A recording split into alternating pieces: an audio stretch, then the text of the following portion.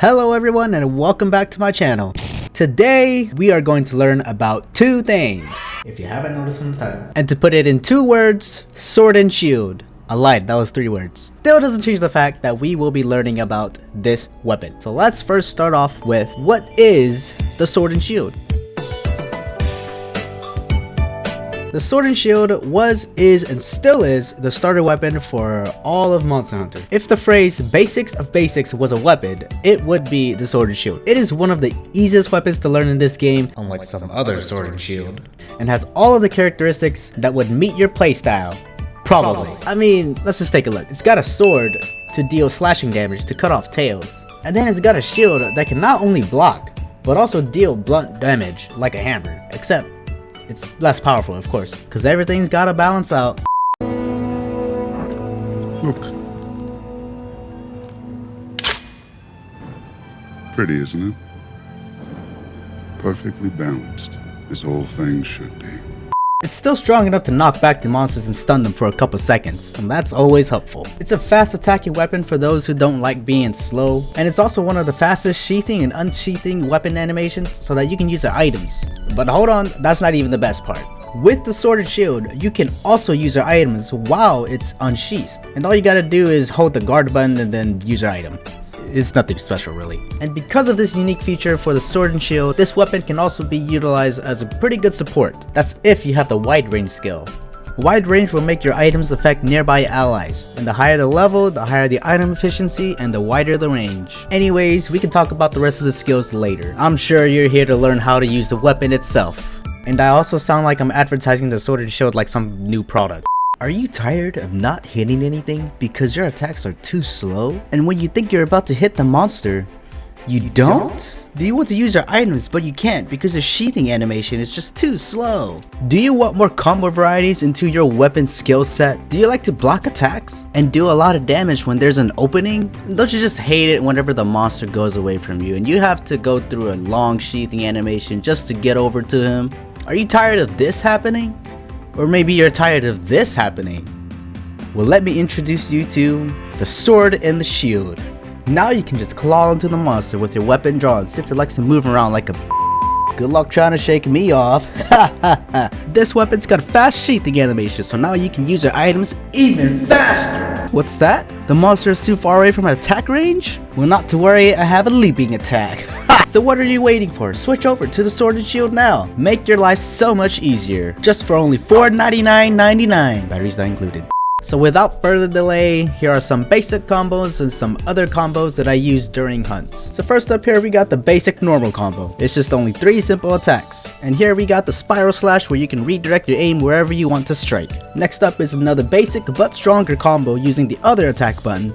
And moving forward while attacking with the same button, you can do another combo to be able to stun your enemies. Moving backwards while holding down the strong attack will trigger charge slash. This attack will take you to the air to do some jump attacks, but keep in mind you do have to hit something to jump, and then you can follow up with either attack buttons. Alternatively, instead of holding it down all the way, you can cancel early and do the normal attack, leading you into the leaping slash and the perfect rush combo. These last 2 combos will be your strongest and most used combos. And if you don't want to use the charge slash, you can switch your slinger into burst mode, fire, and then follow up with the perfect rush combo. And then with the right slinger ammo, you can just stun the monsters where they are and follow up with perfect rush, dealing even more damage to the monster. And next we got advancing slash. There are 2 ways to trigger the attack. First one is draw attacking while you're moving, and the next one is pressing both attack buttons at the same time. Advancing slash can be used over a ledge to do another aerial combo. Last but not least, I almost left this one out. This one is called the claw uppercut, and you can use it to climb onto the monsters. It's very convenient when you don't want to have to aim to claw onto the monster. That's all of the combos, and you can always come into the training area to test them out yourself. And you can try out different combined combos which suits your playstyle more. But let's be honest here, perfect rush is really all you need. I'm not gonna tell you how you should play, I'm just telling you how you should be playing. Yeah, me.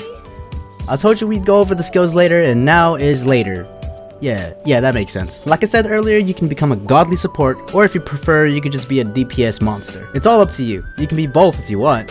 There's literally no one stopping you. The only problem is finding the right jewels in the armor sets. Anyways, let's just say you want to do damage and everyone else could just fend for themselves. The main skills you're going to want is attack boost, critical eye, weakness exploit, and critical boost. And then the more situational skills I would say is peak performance, maximum might, agitator, and handicraft. Oh, and also offensive guard. And the reason I say they're situational is because they're not always going to be activated. Except for handicraft, that's also permanent. Like peak performance, for example, you're not always going to be able to keep your HP at full. Now as a support, you're going to be the healer, the buffer, everyone's protector, and people are going to love you.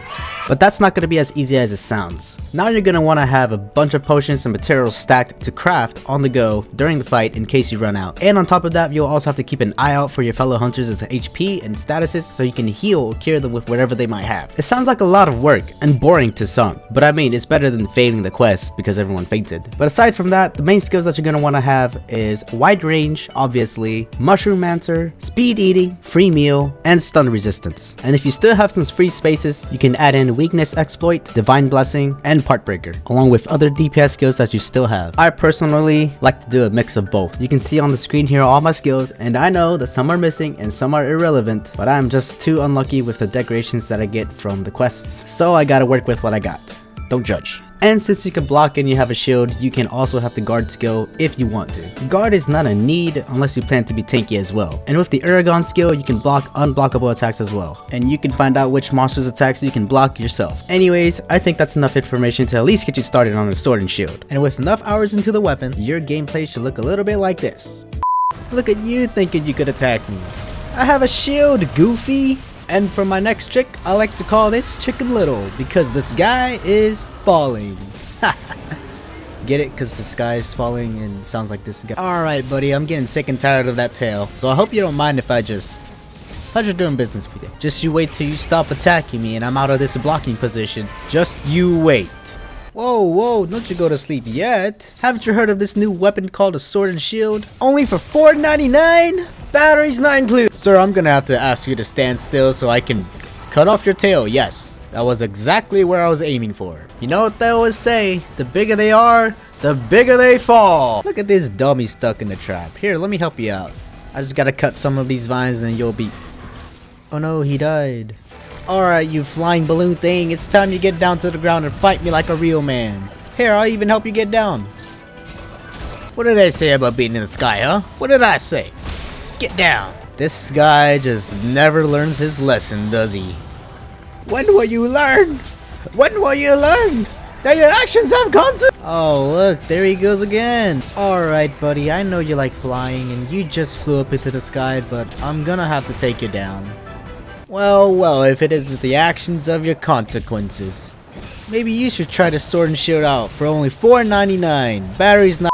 And that, my friends, is how you play Sword and Shield. It's one of my favorite weapons, it's very fun to play around with, and very satisfying when you get the full perfect rush combo in. Go ahead and try it out, and let me know in the comments how you did, and I hope you guys found this video helpful. And that is all for this video. I hope you guys enjoyed it. Thank you all so much for watching. Leave a like if you did, subscribe if you haven't, let me know in the comments if you want to see me play something else or more, and I will see you all in the next video. Stay hydrated.